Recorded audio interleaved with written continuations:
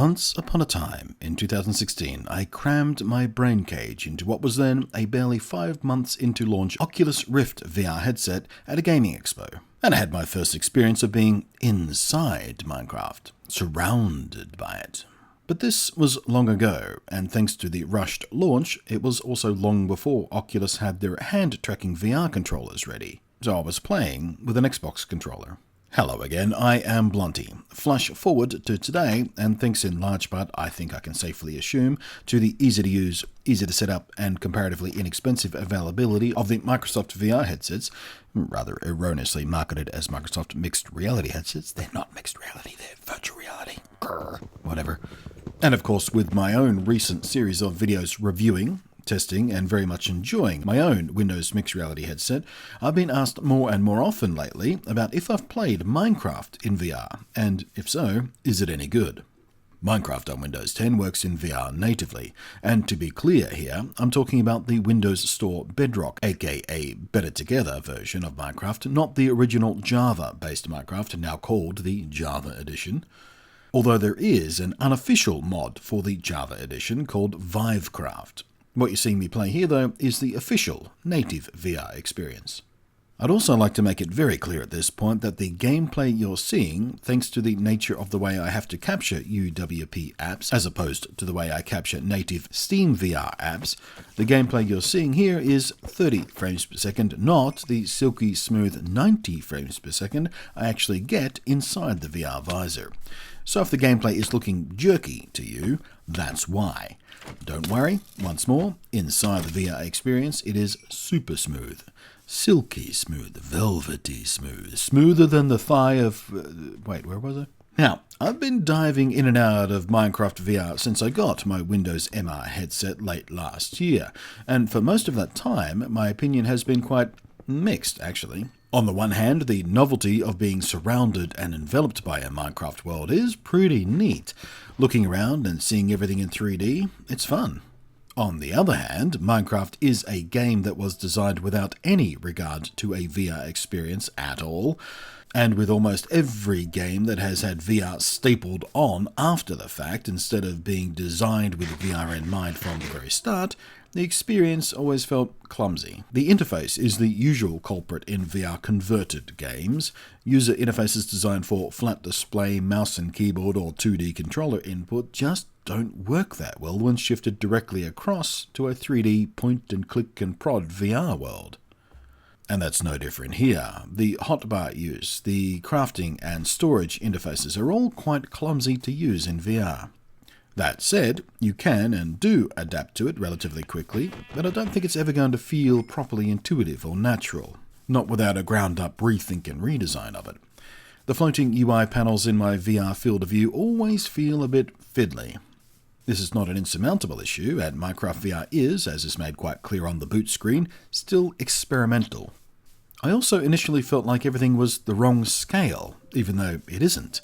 Now, in Minecraft, your player character is basically 2 blocks high, and on a normal screen, that feels fine.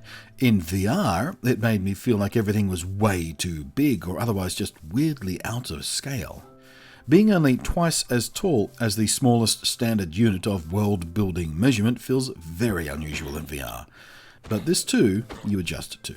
And once you make all these adjustments and allowances and accept the compromises of having VR glued over a game that was never designed for VR, well, it's actually a pretty fun experience.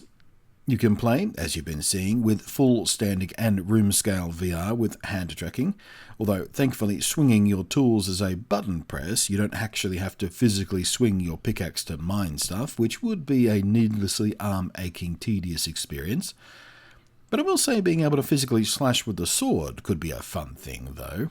But you can also have a seated experience too, as just like in my very first Minecraft VR experience in late 2016, you can still simply use an Xbox controller. This method feels a bit more natural if you've spent time playing Minecraft on consoles, as the button layout is of course exactly the same, but it does also, as you might imagine, feel less immersive. It is nice to have the option though.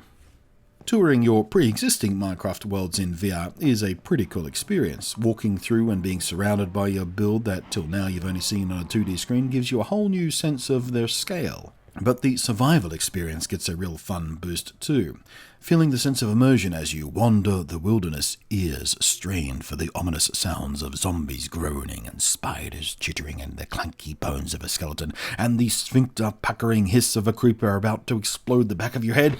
It all feels more threatening, more visceral in VR, and that really does add something lovely. Some of the stuff we kind of take for granted in Minecraft becomes a bit odd though, like pillaring up to climb out of a ravine. It's very odd to do this in VR. Even rain becomes more special. You can't see it because you're looking at a 2D recording, but seeing rainfall in Minecraft, in VR, in 3D is surprisingly atmospheric and very pleasant. The same goes for sunsets and sunrises for that matter.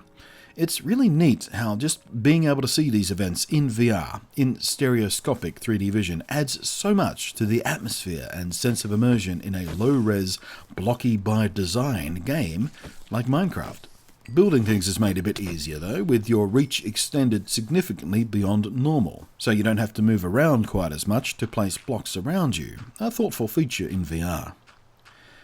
Now, to put all of this into a kind of context about how fun and how enveloping Minecraft in VR can be, for this video that you're watching right now, my intent yesterday was to boot it up and record about 10 minutes of simple representative gameplay to layer over the top of the things I'm saying to you now. However, I got kind of involved in the early game vulnerability and scramble for resources and such, and that intended 10 minutes turned into well over an hour. 73 minutes to be precise, before I suddenly realised that I probably recorded enough gameplay for the video. Now, Minecraft in VR is not perfect, not by a long shot, but it is certainly fun, and if you're making a list of excuses to talk yourself into buying a VR headset and you're an existing Minecraft player, you can certainly add this experience to your list. It's fun, it can and probably will soak up some very enjoyable gameplay hours for you, and it's free if you already own Minecraft on Windows 10. And if you already own a VR headset and haven't tried this yet, it's well worth a go. And it's worth trying it a few times, as like me, you may initially find it kind of weird, almost off-putting with the odd scale of the world and the less than VR ideal user interfaces. But give yourself enough time to adjust, and you can and probably will get, I think, a fairly compelling gameplay experience. Thanks for watching, I am Blunty, and I will catch you next time.